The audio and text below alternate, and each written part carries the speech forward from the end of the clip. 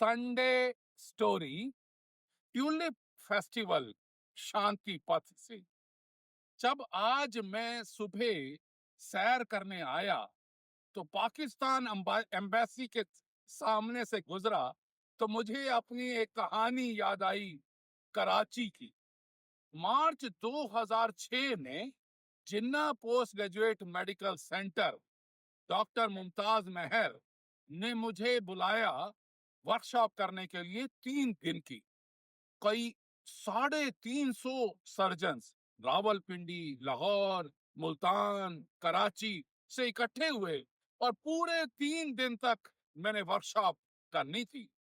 जैसे ही मैं कराची एयरपोर्ट पे पहुंचा तो मुझे ग्रीन कारपेट वेलकम दिया गया और लिखा हुआ था बैनर के ऊपर, वेलकम मिसेस परवीन। तब मुझे रियलाइज हुआ कि मिसेस परवीन इसलिए कि परवीन मुस्लिम में मिसेस परवीन होता है रादर देन मिस्टर परवीन।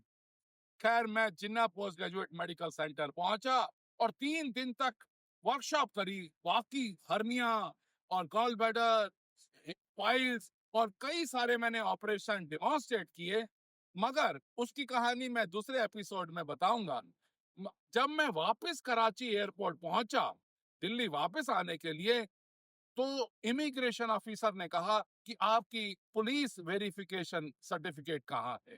तो मैंने उनको बताया कि मैं डॉक्टर हूँ, सर्जन हूँ, इंडिया से आया हूँ, और जब मैं आया था तो मुझे ग्रीन कारपेट वेलकम दिया गया था।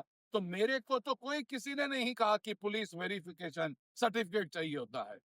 तो उन्होंने कहा, आप यहाँ कराची में जब लैंड किए थे तो पुलिस स्टेशन नहीं गए थे? मैं कहा, मैं तो नहीं गया था, मुझे तो इस तरीके से वर्कशॉप पे बुलाया गया था। तो उन्होंने कहा कि फिर तो आप दिल्ली जा नहीं सकते। तो मैंने कहा, 1 मिनट सर, 1 मिनट रुकिए। आज आपके पास अखबार होगी डेली टाइम्स, अगर वो निकालिए, अगर हो सकता है तो। उन्होंने निकाली तो फ्रंट पेज पे मेरी फोटो थी ऑपरेशन ड्रेस में, और साथ में मेरे ऊपर पूरा आर्टिकल था जिसमें उनमें लिखा था कि 350 सर्जन आए और इंडिया से सर्जन डॉक्टर प्रवीण भाटिया आए और उन्होंने सर्जरी डिमॉन्स्ट्रेट करी, सर्जरी सिखाई, लेप्रोस्कोपिक सर्जरी। इतनी देर में जैसे ही उन्होंने वो न्यूज आइटम पढ़ी और मुझे तो लगा कि मेरा काम हो गया, मगर उन्होंने मेरे पासपोर्ट पे स्टैंप लगा दी, ऑफ लोडेड। तो मैं हैरान हुआ कि ये क्या हुआ। तो उन्होंने कहा, आप तो इतने वीआईपी सर्जन हैं, अब आप ऐसे बिना पुलिस वेरिफिकेशन के नहीं जा सकते। अगर आप चले जाते हैं तो मेरी नौकरी तो चली ही जाएगी। और मैं हैरान भी हुआ, परेशान भी हुआ, मगर मन में सोचता रहा, it is all about finding the काम इन द chaos। जब सफर में निकले हो, धूप तो होगी ही।